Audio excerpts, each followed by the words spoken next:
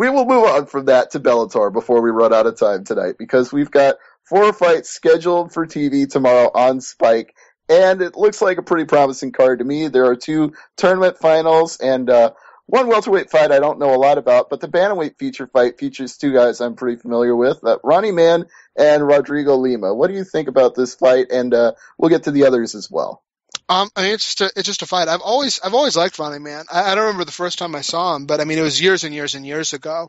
And he was considered a guy that was one of the more promising UK fighters at one point in time.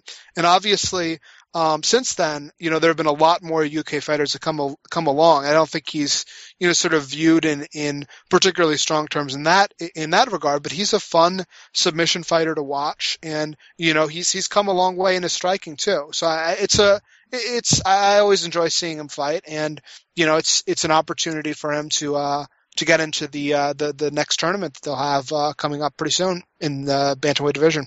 Yeah, it's definitely a qualifier for the bantamweight fights, and it remains to be seen who's going to come out on top. But I do tend to think that Lima might be underrated, and man, I don't think he's overrated at all. But I think Lima is a very tough test for him.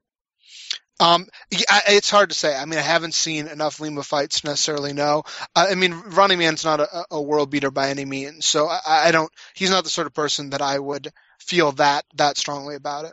Yeah, it's not an automatic for either guy, so I think we agree on that. And the one that I have to honestly admit I'm just in the dark about is Luis Melo and Trey Houston. If these guys fought on a Bellator card before, it must have been a prelim fight on Spike.com that I didn't catch. So maybe you know more about these guys than I do.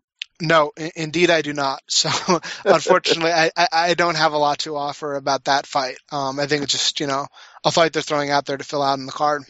All right. Well, I agree with that, and we'll move on then, because we do have 2 tournament finals, and both of these should be really exciting. We've got a light heavyweight tournament final with Mikel Zayats and Emmanuel Newton, and a lightweight tournament final with Awad and David Rickels. Let's start with the light heavyweight fight. Sure. I mean, Emmanuel Newton obviously upped his profile a lot with the spinning back fist knockout of King Mo in his last fight.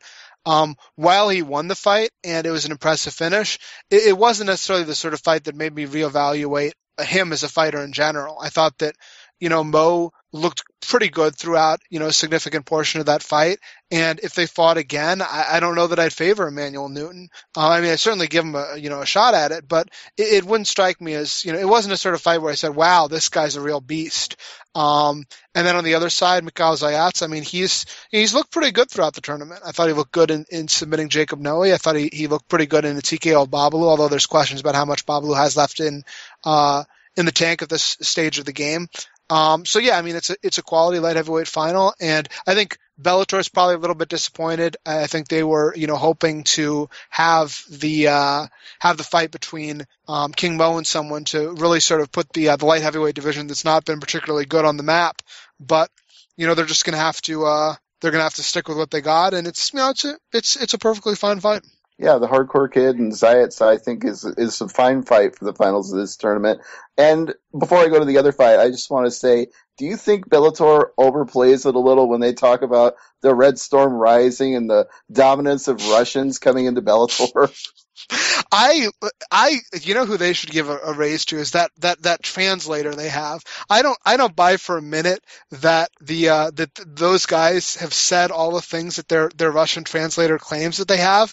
But right. God, do I ever love those promos? I mean, how if you're Russian, you grow up on the streets tough from day one.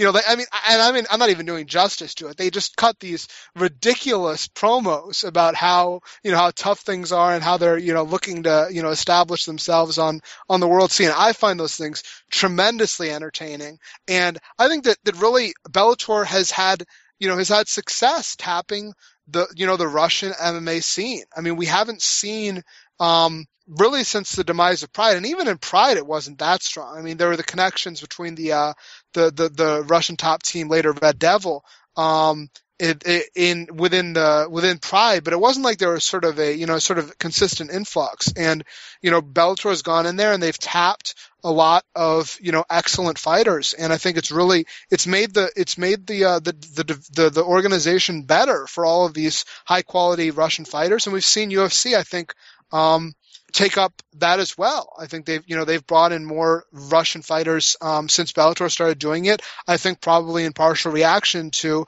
watching Bellator, seeing how many high quality fighters there are, and that shouldn't be too much of a surprise. I mean, in Russia, a lot of martial arts have been traditionally strong, from wrestling and sambo. I mean, that's a culture where there's been a lot of interest in in physical sports and the martial arts, and there are plenty of very good Russian fighters out there, and I think you're close to a breakthrough where I think if you get one guy who can sort of be a big star on the world stage, I think could really open it up even more in terms of getting more Russians interested in the sport, just like you saw in England with Michael Bisping. Brazil has plenty of heroes, and what you saw with Japan at the beginning of the MMA scene, when that sort of inspired a new generation of fighters to get into the sport there.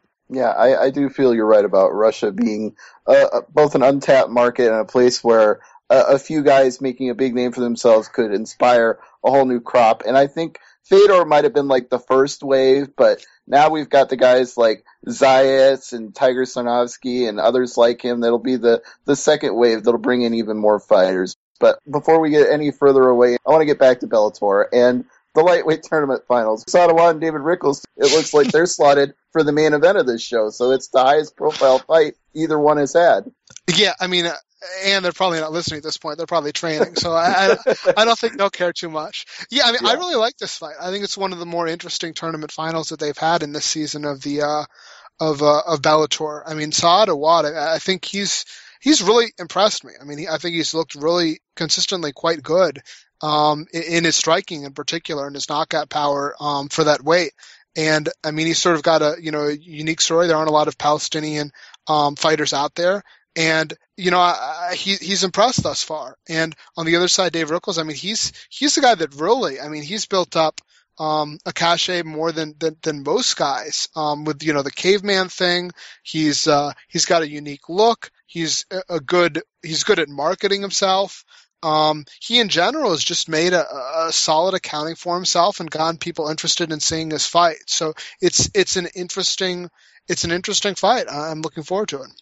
Yeah, it's going to be a great fight. And I think David Rickels has one of the best gimmicks right now of any fighter in or outside of Bellator, when he comes out looking like a caveman and gets called a caveman. And then he has a very caveman-like approach to his style. He's not a guy who really holds much back and plays it conservative. He goes out there with what I would call reckless abandon in each and every fight. Yeah, he's living the gimmick.